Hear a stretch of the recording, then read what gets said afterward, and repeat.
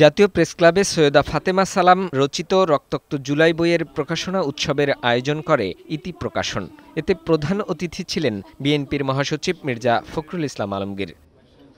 তিনি বলেন, নির্বাচন নিয়ে জনমনে হতাশা ও শঙ্কা কাজ করছে। নির্বাচন না হলে ফেসিবাদ ফিরে আসবে।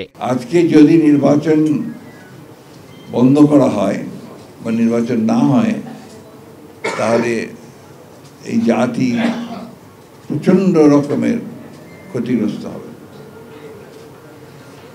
এবং ফ্যাসিবাদের ফিরে আসার সম্ভাবনা অনেক বাড়বে। বিএনপি সংস্কার শুরু করেছে উল্লেখ করে দলের মহাসচিব বলেন, উদারপন্থী রাজনীতির পরিবর্তে উগ্রপন্থী রাজনীতি প্রতিষ্ঠার ষড়যন্ত্র চলছে। সেই ষড়যন্ত্র হচ্ছে যে এই মধ্যপন্থা রাজনীতি, উদারপন্থী গণতন্ত্র তাকে সরিয়ে দিয়ে একটা উগ্রবাদের রাজনীতিকে নিয়ে আসা বাংলাদেশে, এটাও বাংলাদেশের জন্য চরম ক্ষতিকর হবে।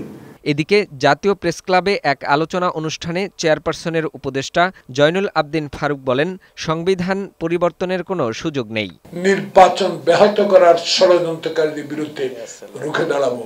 এদিন ফিজিওথেরাপিস্ট অ্যাসোসিয়েশনের নবনির্বাচিত কমিটির নেতাদের নিয়ে সাবেক রাষ্ট্রপতি জিয়াউর রহমানের সমাধিতে শ্রদ্ধা জানিয়ে দলের স্থায়ী কমিটির সদস্য ডাক্তার জাহিদ হোসেন বলেন, যথাসময়ে ভোটের মাধ্যমে প্রতিনিধি নির্বাচিত করে দেশ গড়ার দায়িত্ব দেবে জনগণ। নির্বাচনী রোডম্যাপ যেভাবে ঘোষিত হয়েছে, আগামী দিনে নির্বাচনী তফসিল আসবে এবং এটি অবাধ সুষ্ঠু নির্বাচনের মাধ্যমে জনগণ তাদের প্রতিনিধিদেরকে খুঁজে নেবে, যারা আগামী দিনের বাংলাদেশ বিনির্মাণে দায়িত্ব পালন করবে। বরিশালে মেলার উদ্বোধনী অনুষ্ঠানে দলের স্থায়ী কমিটির আরেক সদস্য আমির খসরু মাহমুদ চৌধুরী বলেন, ফেব্রুয়ারিতে নির্বাচনের মাধ্যমে দেশে গণতন্ত্র প্রতিষ্ঠা হবে। সবাই নির্বাচনের অপেক্ষায় আছে। ফেব্রুয়ারিতে নির্বাচনের মাধ্যমে দেশে গণতন্ত্র পুনঃপ্রবর্তিত হবে। বাংলাদেশের মানুষ তাদের মনের কথাগুলো বলতে পারবে। ফাহিম মুনাইম, বৈশাখী সংবাদ, ঢাকা।